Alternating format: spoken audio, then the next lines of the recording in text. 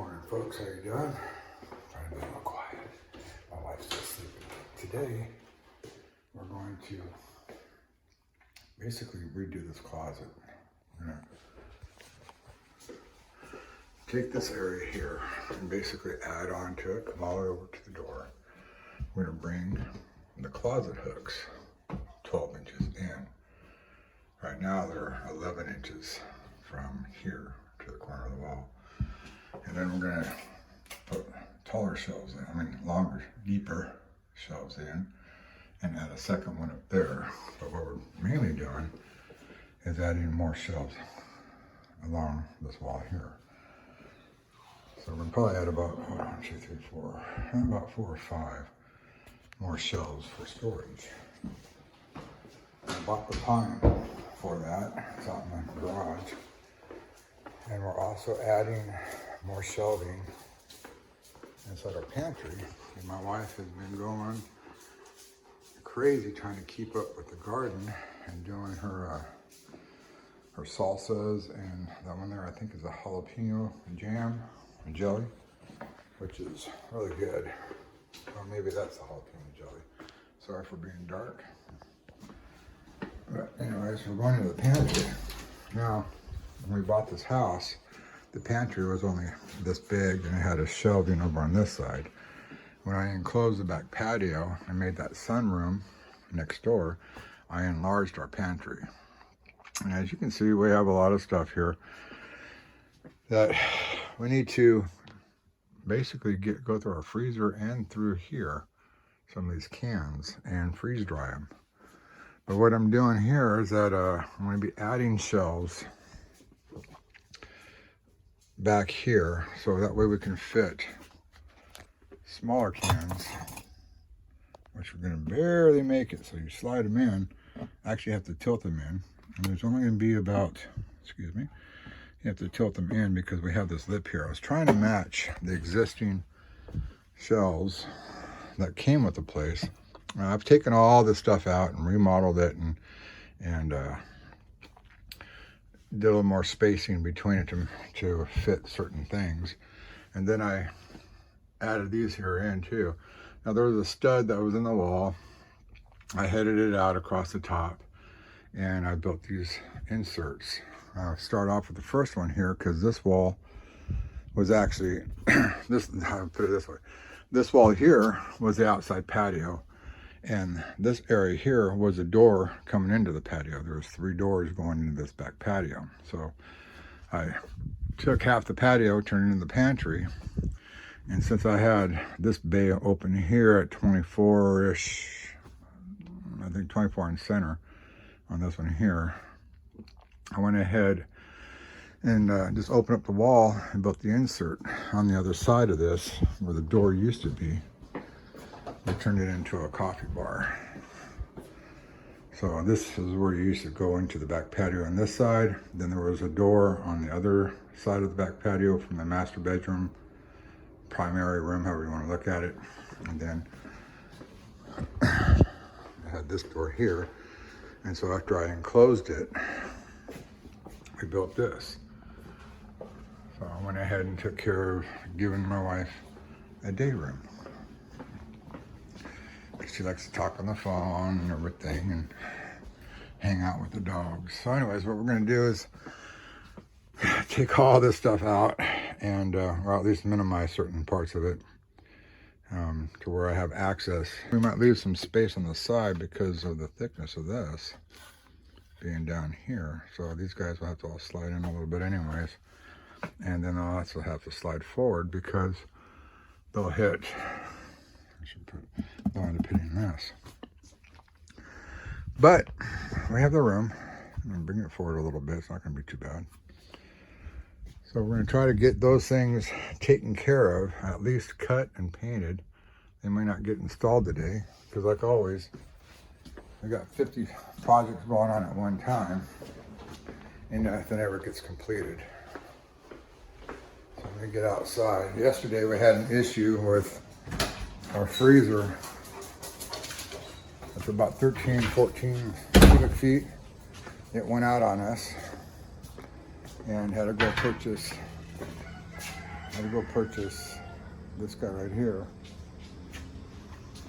And anyways, so we had that going on. We brought the small freezer over to where the Harvest Flight is over there. Good morning, Matthew. Morning. How you doing today? I'm tired.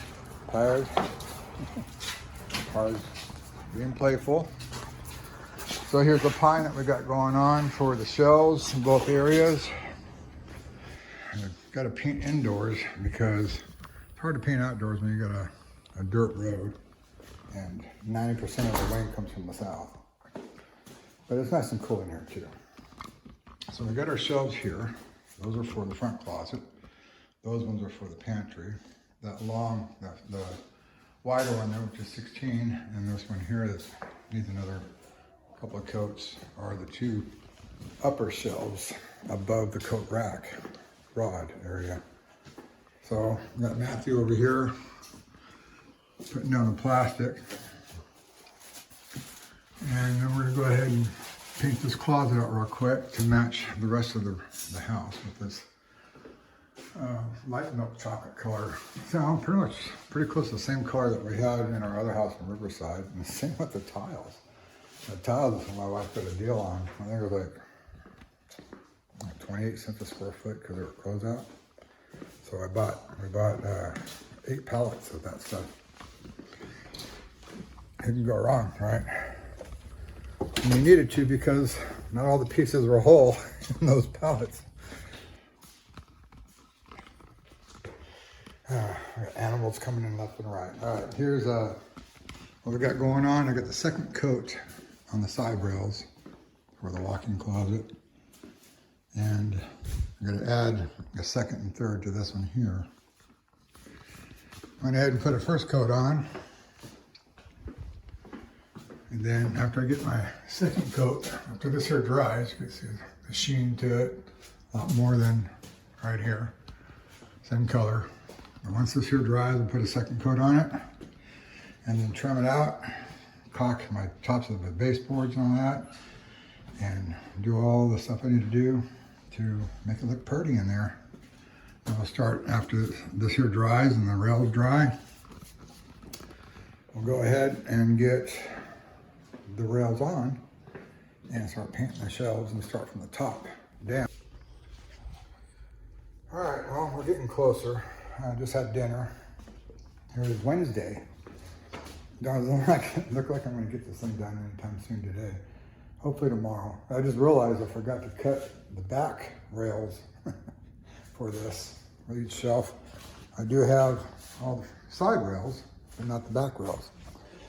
Anyways, got all, most of them painted out. I'm starting to paint out the one for the pantry. And got this here painted out, ready to peel off certain tape. Just to give you a little quick tip, before I put this on here, I'll caulk the tops of the baseboards. I'll paint and I'll overpaint onto the wall. And then I'll go through and I'll put my green tape on after it's dry. And then I'll caulk a small line of the caulking I use. Excuse me. Let me show you here real quick. What I like using is this here, the Quick Seal. That way it's squeezable. I have more control over it. I'm not using a caulking gun because sometimes you'll get it going, then you'll stop and release it, and it'll still keep going. And it just makes a bigger mess. It's just easier to use. These guys here, you can just cut a small tip on and just go right at it, and have no issues. So I always keep a few of them around. I had to go buy these earlier this morning. But anyway, so when you caulk it like that, and then with over the green tape, yellow tape, blue tape, whatever color you use, whatever's gonna release off the white paint below or whatever color paint you have for your baseboard. After you caulk it and then you paint your wall paint on, it gives you a nice clean line. And if you follow the baseboards, and put the tape with the baseboard at the thickness and dial it in, it won't matter if your wall bows out or in and out. It'll hide all that. See, before I pointed out that there's a bow on that wall down there, you guys probably didn't even see it until you come to the side and you see a slight bow right around here. But when you come walking into the room, you have no clue it's there because the tape line and the paint are straight. The same thing applies when you do your ceiling. You can follow, if you, like in this area here, you can see there's a little bit of a transition, but for the most part, you got a nice straight line. And I did that throughout this whole house, just like I did in Riverside. Just like up here, you know, you got a nice transition between white and brown, and nice straight lines in your door jamb. Makes it nice and clean when you do it that way. So, little tricks right there, little tricks of those trades. Yep, painted this whole house, my wife and I. It was a lot of work because we had to sand all these here to make everything stick. Anyways, so that's where we're at right now. I still got to cut. I'll close that up. I'm waiting for brown trim and brown paint to dry around where the green tape is. And once it dries, I'll add another coat and I'll pull the tape and I'll get my lines. Okay, here's the tape part I'm talking about. Do the rebuild. See if I hold the camera here without me shutting it off.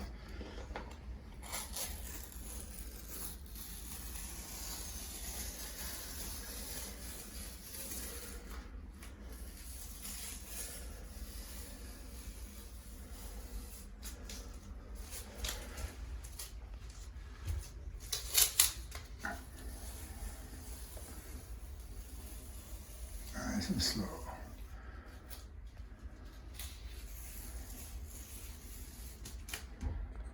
Switch hands.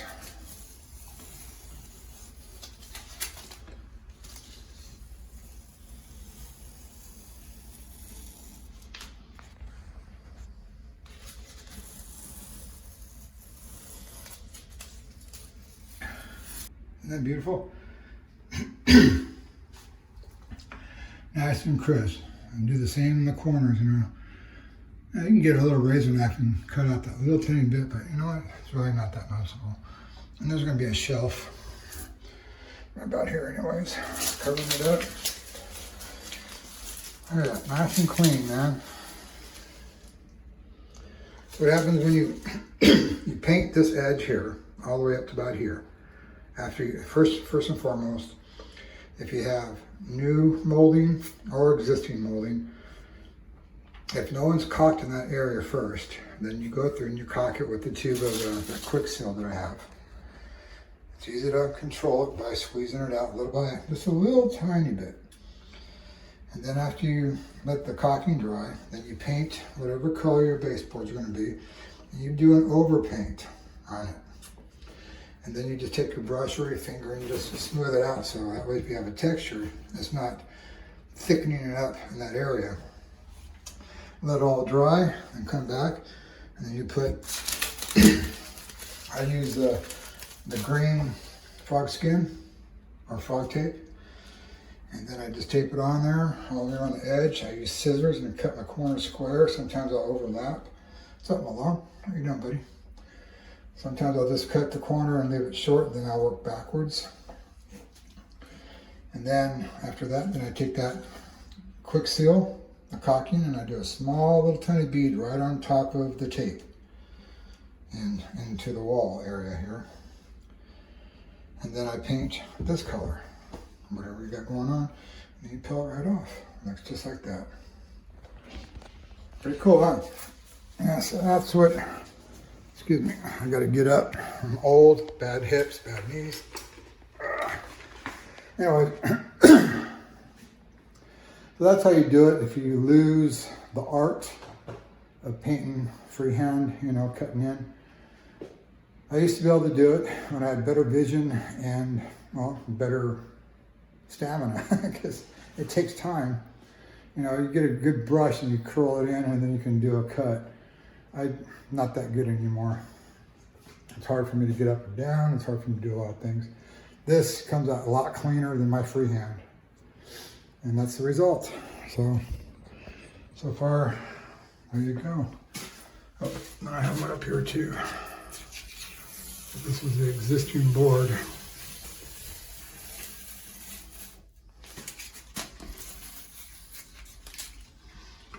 There you go, nice and clean. That's how you get a clean edge. So, gotta wait till tomorrow. Okay, look at these lazy animals here. Got Malone down here. Found him in our backyard, took him in. Got Harley right here. Harley, hey, say hi. Hello? What? He's my boy. He's my fourth Roddy. You know, Rottweilers, people give Rottweilers a bad name. Yeah, you go back and look at some of the, well, I don't know if I'll have any of those on them, but Ruby is our, kind of like a, I'm gonna say, she's a Chihuahua, but she almost has like a dachshund body to her. She's a lot longer than I've seen other Chihuahuas. And anyways, she climbs all over him, sleeps on top of him, stuff like that. It's fun. What are you doing? Oops. All right. Everybody coming through here. Finally finished the closet. Haven't put the coat rack rail on yet. Letting everything dry, but you know, the rail only takes a few minutes, 4 screws and the rod's on. Here we go. There's still room to put a vacuum in there if you wanted and stuff like that. We don't need it because we have tile, and the vacuum that we do have is the stick Dyson, but it charges up in the garage anyway, so I wouldn't go in here because it requires power to recharge it. But we're there. After it dries, I'll put up the rails, and that's that. Now we move on to the pantry. I'll show you that real quick. What I did is I took one of our taller regular mouth jars, because the quart size on the wide mouth are actually a little bit smaller, and I just found out by going through all the stuff that my wife has laid out on the table from all the canning she did. Well, we both did too, because I helped her with this stuff here, the broth, is that there are some regular mouths that might be just a tad bit shorter. So I found the tallest one of the regular mouth, and that's what I was scaling this whole thing off of. So that way, when we have it up, the shelf up there, we're going to be basically just skimming the top of that. I don't know. I need to go get a ring. Let's see if I can find a ring here. I know she's got all these rings here, but I don't want to have to take that all apart. That's too much. There's one. No, that's wide mouth.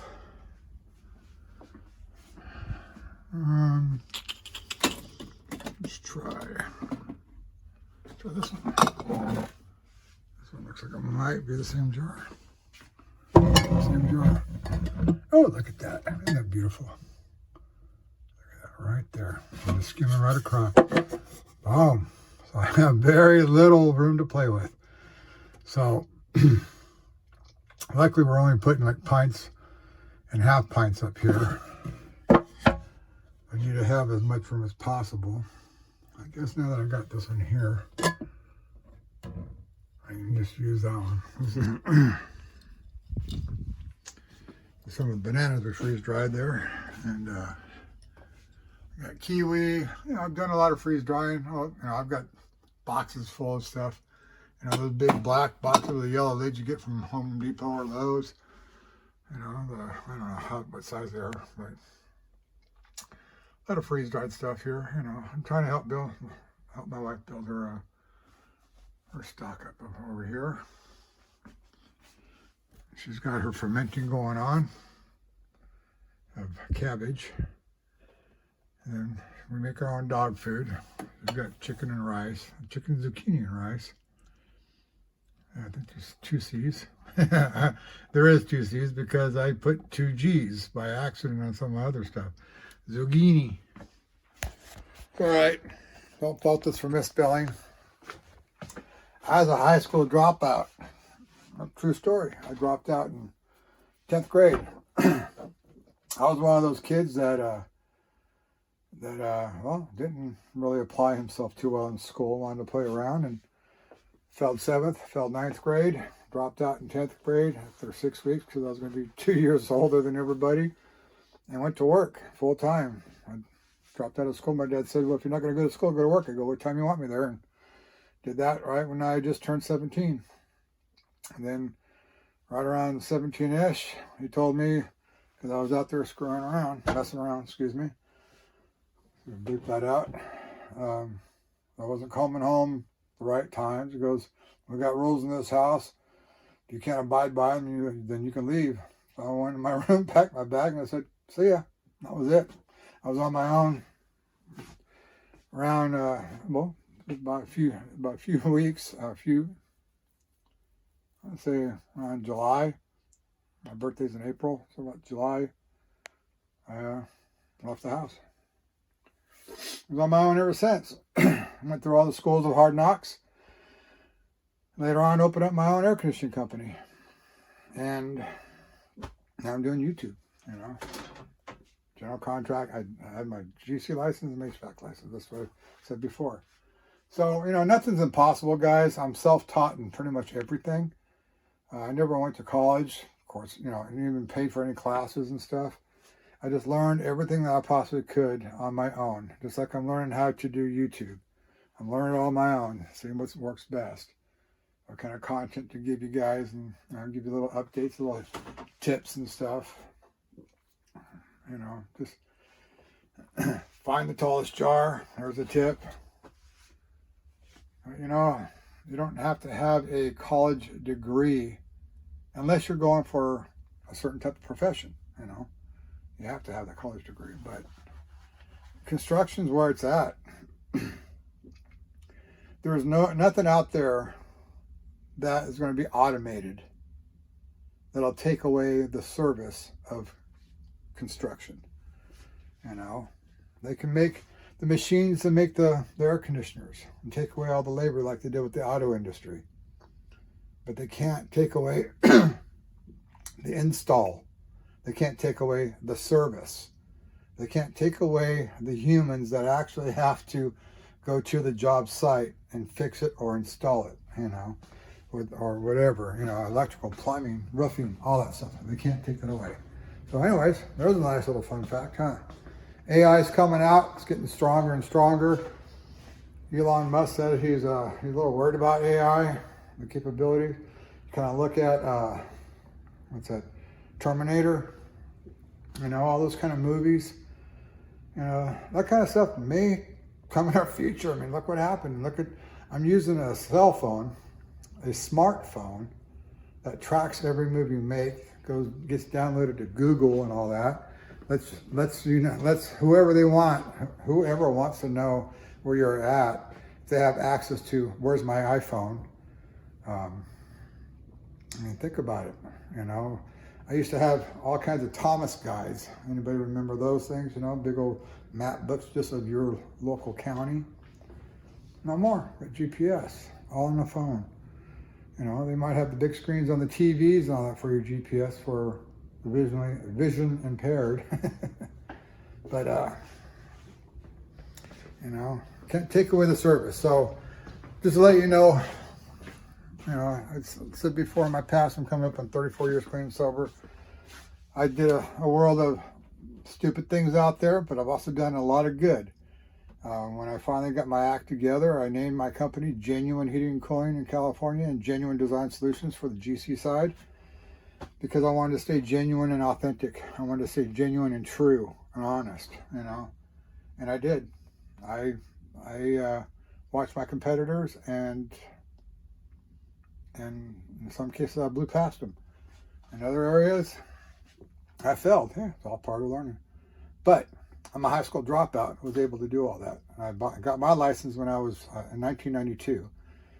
So I was born in 64. Do the math. I think it's 26, 28 years old. I get my license. I was pretty young, and ambitious, and still naive. But I learned. I built my first contract on a Smith Corona typewriter because I didn't know how to operate the Radio Shack RS-80 computer or whatever we had back then. You know, I think we barely even came out with pagers. And now look where we're at, smartphones, doing YouTube and TikTok and Instagram and all that. Creating businesses on your phone, sitting at home on the toilet sometimes, right? Remember those people that had the phones in the bathrooms? Well, you know, or newspapers. It's all in your hand now, man.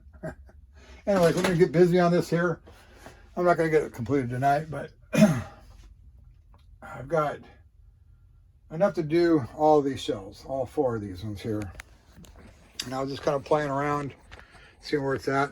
And here's something you guys might look at. You know, you go out and you buy these little stud finders at Home Depot, Lowe's, or whatever, you know. All it is a stupid little magnet that goes back and forth. It goes, hey, there's a nail there. I go out and I use these little tiny magnets right here. I use that guy right there to primarily find the stud. Which is hard to pull off with one hand. You know, and since I did it down below already, because I already have my stuff on there, and I think my next nail or screw might be behind here. But anyways, I use this magnet here, and you know, it's pretty good power to it. Ouch! It pinches. It I'm gonna say probably about maybe 10 pounds. It's got to be like 10 pound. Tiny magnet. 10 pound, and these guys I think are 1 pound. And that's the magnet thrust. Don't get them stuck together, because then they become twice as hard to pull apart. And I think they go up like 10 times in strength, and plus they're so small. Anyways, as you can see, found a stud here, found a stud there, found a stud there, which gave me my layout on my screw pattern. So I just came in here with my boards, lined them up, went up there, screwed them on. My screw pattern's right there. It'll be the same right here, you know.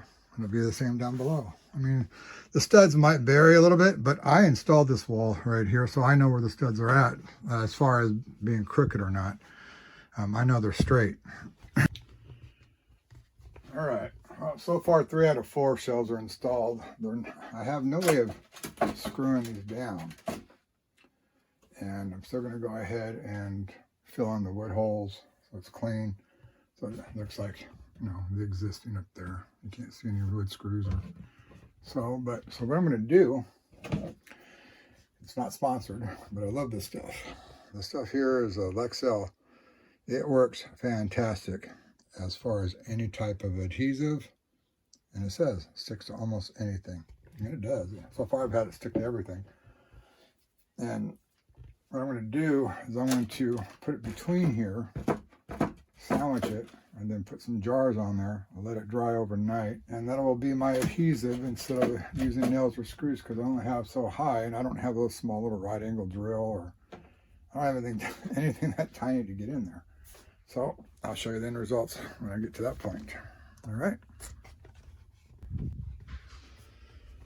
All right, as you can see, we put the weight on there of the jars because, like I said, I have no way of screwing this down.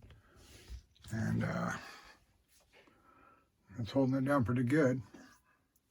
It'll dry pretty good overnight as far as that tacky, because I know as soon as you put something down, it takes a while, a few days for the center of the caulking to seal or harden, but we'll be all right. Once this wood putty's dry, I'll be able to sand it, put some white caulking on there, that my one that I use all the time, a quick seal. And we'll get them all taken care of. Once it's all painted up, then we can put the rest back in there. Alrighty, I'll show you the finished product. Here we go. This is the final touch right here. She can't wait to get her jars back in there. But now she's gained more space. But look at that. Nice and clean. And here we go. Looking pretty. I'm sure I'll do this to some of these other shells here. I'd like to do it to these guys here, but that'll be later. In the meantime, front closet's done, pantry's done. Wife can do what she needs to do, get them all stocked up.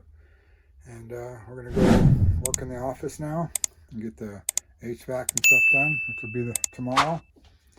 And keep working on that hopefully until I get it finished. And after that, I'm going to the side yard here to start working on the water heater closet for all the bathroom water lines and get those other 2 water heaters out of the attic. Anyways, we'll see you guys in the office. Have a blessed day and thank you very much. Bye.